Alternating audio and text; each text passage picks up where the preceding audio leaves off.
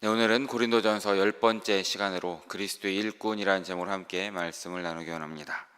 고린도 교회에는 문제들이 많이 있었다고 합니다. 그런데 오늘 말씀인 4장까지 1장부터 4장까지 말씀을 보면 교회 지도자들을 중심으로 하여 여러 분파가 일어났고 그것으로 인한 분쟁이 있었다라는 것을 우리는 말씀 가운데 보게 되는 것입니다. 바울, 게바, 아볼로 등 자기들 멋대로 자신들의 머리로 세우고 벌어지는 파벌 싸움이 있었던 것입니다. 아볼로는 웅변술이 뛰어난 사람이었는데 그에 비해서는 바울이 좀 말재주를 잘 부리지 않았던 것으로 우리 말씀을 통해 보게 되었습니다. 이런 외적 조건이 다른 교회 지도자들을 두고서 어떤 자는 대체 왜 사도 바울이 사도냐, 말을 잘하는 은사도 받지 못한 것을 봐도 베드로나 아볼로보다 뒤처지지 않냐, 이런 바울을 낮추는 모습도 있었고 또는 베드로나 아볼로를 높이는 경우도 있었다고 합니다. 또 그에 비해서는 어떤 자는 누가 뭐래도 나는 베드로나 아볼로보다는 우리 교회를 개척한 바울이 진짜 사도다라고 생각한다라고 하는, 이렇게 나누면서 교회가 여러 곳으로 나눠져서 분쟁이 있었다라는 것을 우리는 보게 되는 것입니다. 한 사역자를 높이는 것도 다른 사역자를 낮추는 것도 모두 사역자에 대한 사람의 판단이 들어가기 때문에 그런 분쟁이 일어나는 것을 우리는 기억해야 되는 것입니다. 그래서 성도들은 사역자를 지나치게 높여서도 안 되는 것이고 또 지나치게 낮춰서도 안 된다라는 것을 기억해야 되는 것이죠. 그래서 바울은 사역자에 대해서 이렇게 소개합니다. 그리스도의 일꾼이고 하나님의 비밀을 맡은 자라고 소개하는 것입니다. 우리 1절 말씀을 함께 다시 한번 읽어보기 원합니다. 1절입니다. 사람이 마땅히 우리를 그리스도의 일꾼이요 하나님의 비밀을 맡은 자로 여길지어다. 아멘.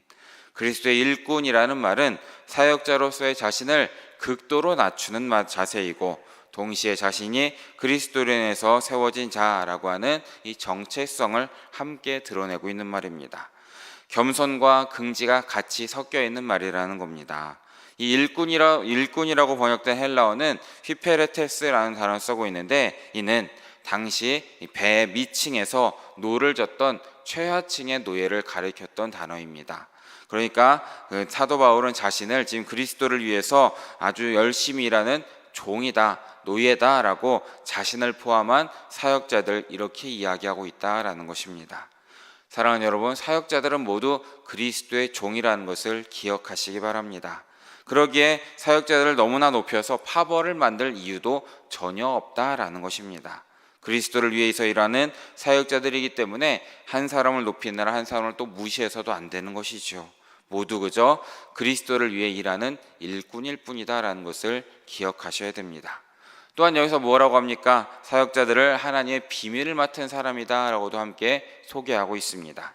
하나님의 구원의 경륜에 관한 신비를 전하는 자들이다라는 겁니다. 그러므로 그들은 하나님의 권위를 위임받은 위임 권위자로서의 권위는 또 인정되어야 된다라는 것도 이야기하는 것입니다. 여기서 맡은 자라고 번역된 헬라어는 이제 오이코노모스라는 청지기라는 뜻을 가진 단어입니다. 청지기는 당연히 주인 대신 하나님의 종이라는 단어입니다. 하지만 그 다른 종과는 다르게 중간 관리자로서 다른 일꾼들을 관리하고 다스리는 역할도 하고 있다는 것을 우리는 바라봐야 되는 것입니다. 맡은 자는 하나님의 집을 맡아 잘 관리해야 되기 때문에 두렵고 떨림으로 관리해야 한다는 것도 함께 말씀해 주고 있는 것입니다. 또한 성도들은 하나님의 집인 성도들을 맡고 있는 자들을 하나님의 권위를 받은 위임받은 자로 이렇게 존중해야 된다는 것도 함께 이야기하고 있는 것이죠. 그래서 사역자는 성도를 사랑하고 성도는 사역자를 사랑하는 그런 서로 사랑하는 관계를 가져야 한다라고 사도 바울은 우리에게 말해주고 있는 것입니다. 그리고 사역자의 이 겸손과 권위에 대해서 말한 바울은 이어서 맡은 자가 가져야 할 덕목에 대해서 충성이라는 것을 말해주고 있습니다. 우리 2절의 말씀도 함께 읽어보기 원합니다. 2절 말씀입니다. 그리고 맡은 자들에게 아멘. 이 충성으로 번역된 헬라어 단어는 피스테스라는 단어를 쓰고 있습니다. 이것은 신실하다, 인정되었다라는 뜻을 함께 가지고 있는 것입니다. 그러니까 하나님의 사역자는 하나님께 충성함으로써 하나님으로부터 신실하다 이렇게 인정을 받아야 된다라는 것을 말해주고 있는 것입니다. 사역자는 또 평신도 사역자라고 해서도 게으르고 나태해서는 안 된다라는 것이지요. 부지런하고 성실하고 변함이 없어야 한다라는 것입니다. 믿고 맡길 만한 충직함이 있어야 한다라는 것입니다. 바울은 스스로 그런 사람이었다라고 자부하고 있었습니다. 회심후 단 한 번도 태만한 적이 없었고 죽는 그 순간까지도 하나님의 부르심을 따라 다름질하였다라는 것을 우리는 알고 있습니다. 그것이 하나님께서 맡은 자에게 찾으시는 덕목이라고, 그것이 충성이다라고 믿었기 때문이었습니다. 우리 역시도 그런 삶을 살아야 되지 않겠습니까?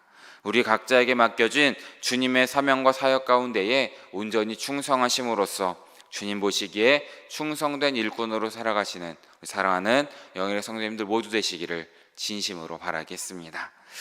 그런데 고린도 교회 성도들의 문제점은 아까 무엇이었습니까? 사역자들을 자신들의 마음대로 재단하고 판단했다라는 것입니다.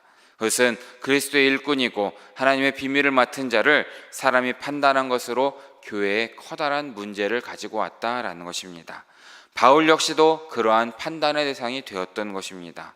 고린도 교회 성도들이 바울을 판단하는 것 그 자체가 참 웃기고 말도 안 되는 일이었던 것입니다. 그래서 바울은 이렇게 고백을 합니다. 우리 3절 전반절의 말씀을 함께 읽어보기 원합니다. 함께 읽습니다.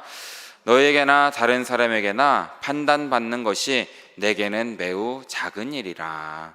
이렇게 사도 바울은 이 고린도 교회 성도들의 판단에 대해서 아주 일축해 버리는 것입니다. 무엇입니까? 바울을 판단하실 나를 판단할 분은 하나님밖에 없다. 너희들의 판단은 나에게는 아무런 해가 되지 않는다라는 것을 함께 말해주고 있는 것입니다.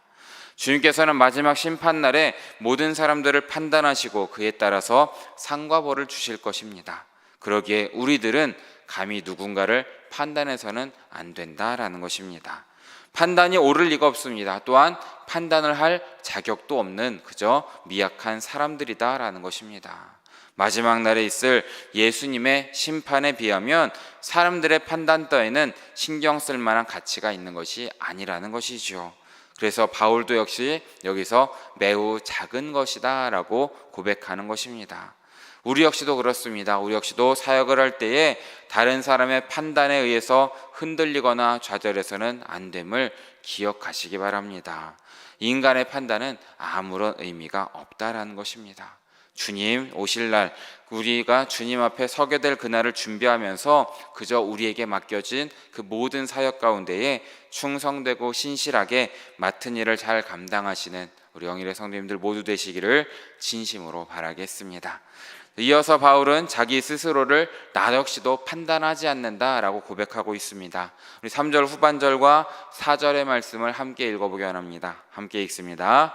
나도 나를 판단하지 아니하노니 내가 자책할 아무것도 깨닫지 못하나 이로 말미암아 이롭다함을 얻지 못하노라. 아멘. 무엇입니까? 바울은 자기 역시도 인간이기 때문에 자기의 판단도 신뢰할 만한 것이 되지 못한다라는 것을 인정하고 있는 것입니다. 나도 나를 판단하지 아니하노니 내가 자책할 아무것도 깨닫지 못하나 이로 말미암아 의롭다함을 얻지 못한다라는 고백입니다. 바울은 자기 스스로를 돌아볼 때에 자책할 만한 것을 깨달을 수는 없었습니다. 하나님 앞에서 철저히 겸손한 자였고 스스로를 죄인 중에 괴수라고 고백했고 죄와 사망의 모에 묶여서 날마다 죽어야 하는 존재다라는 것을 항상 고백했던 사람이었습니다. 하지만 바울은 자신의 사역에 대해서는 자책할 것이 없었다라는 것도 함께 밝히고 있는 것입니다. 우리가 주님 앞에서 이러한 자로 서시는 우리 모두 되시기를 진심으로 바랍니다. 스스로 자책할 만한 일이 깨달아지지 않을 정도로 순전하게 주님께서 맡기신 일에 충성함으로 주님만을 위해 일하는 우리 모두 되시기를 진심으로 바랍니다. 그러나 그렇다 할지라도 우리는 우리 스스로에 대해서 의롭다 판단할 자격은 없다라는 것입니다. 우리의 판단은 늘 굽을 수 있기 때문이죠. 그래서 바울은 이렇게 고백하는 것입니다. 다만 나를 심판하실 이는 주시니라 라고 고백하는 것이죠. 스스로를 의롭다라고 평가하고 스스로를 의롭다라고 주장하는 것은 아무런 의미가 없다라는 것입니다. 죄를 짓고도 죄로 인식하지 못하면 떳떳하다라고 생각할 수밖에 없다라는 것입니다. 죄를 지으면서도 죄를 짓고 있지 못하는 사실을 인지하지 못한다라는 것입니다. 하나님이 원하시는 길이 무엇인지를 분별하지 못해 엉뚱한 길로도 갈 수 있는 것이 우리 사람의 본성이다라는 것입니다. 그러기에 우리는 스스로를 판단한 능력도 자격도 지혜도 없다라는 것을 기억하시면서 온전히 심판주 되시는 하나님 앞에서 고람대오의 신앙으로 하루하루를 살아가시는 우리 모두 되시기를 진심으로 바라겠습니다. 마지막으로 5절의 말씀을 함께 읽어보긴 합니다. 함께 읽습니다. 그러므로 때가 이르기 전 곧 주께서 오시기까지 아무것도 판단하지 말라. 그가 어둠에 감추인 것들을 드러내고 마음의 뜻을 나타내시리니 그때에 각 사람에게 하나님으로부터 칭찬이 있으리라. 아멘. 사랑하는 여러분, 우리에게 유일한 판단자는 주님뿐이라는 것을 믿으시기 바랍니다. 주님께서는 그날에 어둠에 감추인 것들을 드러내시고 마음의 뜻을 나타내실 것임을 믿으시기 바랍니다. 어둠 속에서 은밀히 한 일들을 다른 사람들은 모르는 것입니다. 마음속에 우리가 품은 뜻도 다른 사람들은 알지 못합니다. 사람들은 그저 피상적으로 겉으로 드러난 것만을 보고 평가하는 것이죠. 그러기에 사람의 평가는 불완전하다라는 것입니다. 그래서 우리가 다른 사람을 판단해서는 안 되는 이유가 이것입니다. 우리는 한 사람의 행동의 원인과 배경과 의도에 대해서 전혀 알 수가 없는 것입니다. 그러기에 판단은 하나님께 맡겨드려야 되는 것입니다. 하나님께서 사람들을 판단하시는 그날에 각 사람으로부터 하나님께 칭찬이 있을 것입니다. 사람들의 잘못된 판단으로 온갖 모욕을 당했던 사람들이 하나님 앞에서는 순전함으로 칭찬을 받을 수 있다라는 것이죠. 하지만 이 말은 다시 말하면 매우 두렵고 떨리는 말입니다. 역으로 말하면 사람들의 잘못된 판단으로 인해 칭송을 받았던 자들이 하나님 앞에서는 그 은밀한 것으로 인해서 책망을 들을 수도 있다라는 것을 우리는 기억해야 되는 것입니다. 그러기에 무엇입니까? 우리는 늘 두렵고 떨림으로 우리의 구원을 이뤄 가시기를 진심으로 바라겠습니다. 바울처럼 충성스럽게 그리스도의 일꾼이고 하나님의 비밀을 맡은 자로서의 그 역할을 잘 감당하시는 우리 성도님들 되시기를 진심으로 바랍니다.